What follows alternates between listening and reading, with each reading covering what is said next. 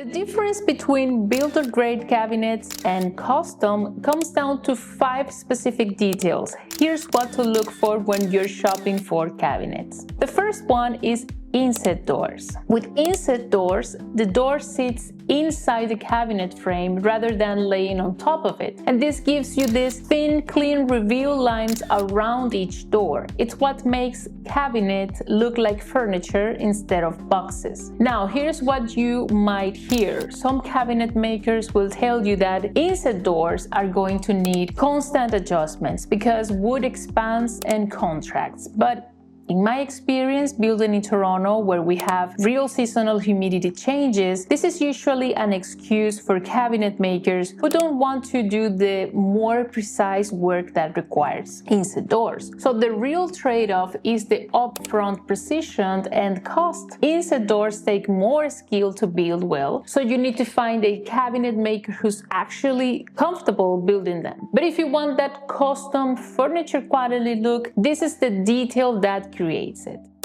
The second detail is crown molding depth. Most cabinet makers will give you about 3 inches between your cabinet door and the ceiling, and then they add a simple crown molding. But if you ask for 6 inches with a more substantial crown molding, you get a much more formal look. And this makes a big difference, especially in kitchens with 9 or 10-foot ceilings.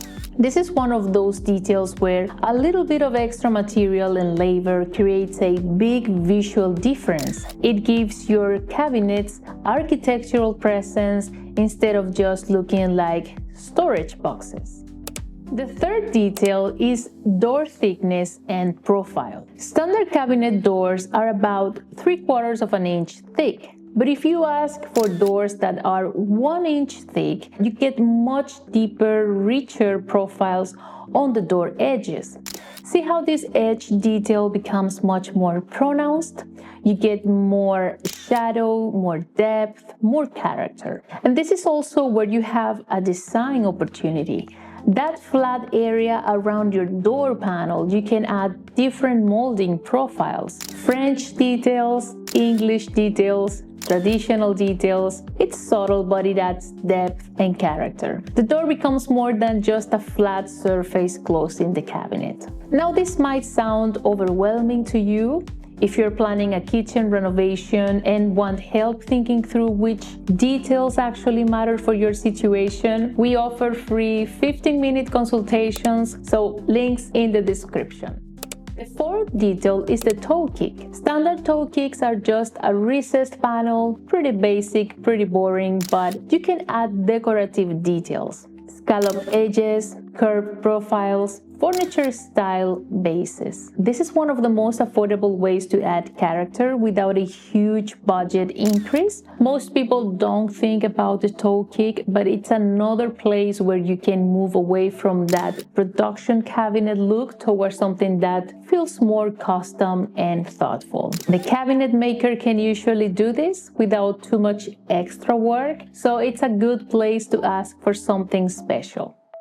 The fifth detail is what's inside the cabinet, and this is really about durability. First, look at plywood versus particle board for the cabinet boxes. Plywood holds up better over time, especially around water. Particle board can swell and deteriorate if it gets wet. Second, dovetail drawer boxes instead of stapled boxes. Dovetail joints where the pieces interlock are much stronger than staples. The drawer boxes last longer and won't fall apart. And third, soft close hardware on doors and drawers. Specifically undermount drawer glides, not side mount. Undermount gives you full access to the drawer and doesn't take up interior space. Side mount reduces your storage width. Here's the thing, you can't see these details when you're looking at a showroom.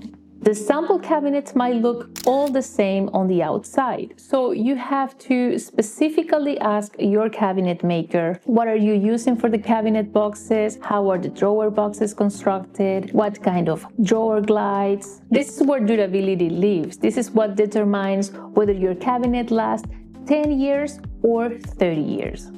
Now, I want to be clear, not every kitchen needs all of these 5 details. If you're doing a rental property or a quick flip, builder-grade cabinets might be exactly for your situation. But if you're building your forever kitchen and you want it to feel custom and well-made, these are the 5 specific things to ask for. When you know what creates that difference, you can decide which ones matter for how you live. Now, once you've decided on these construction details, the next big decision is finish. I did a whole video on the 5 cabinet finishes that won't look dated in 10 years.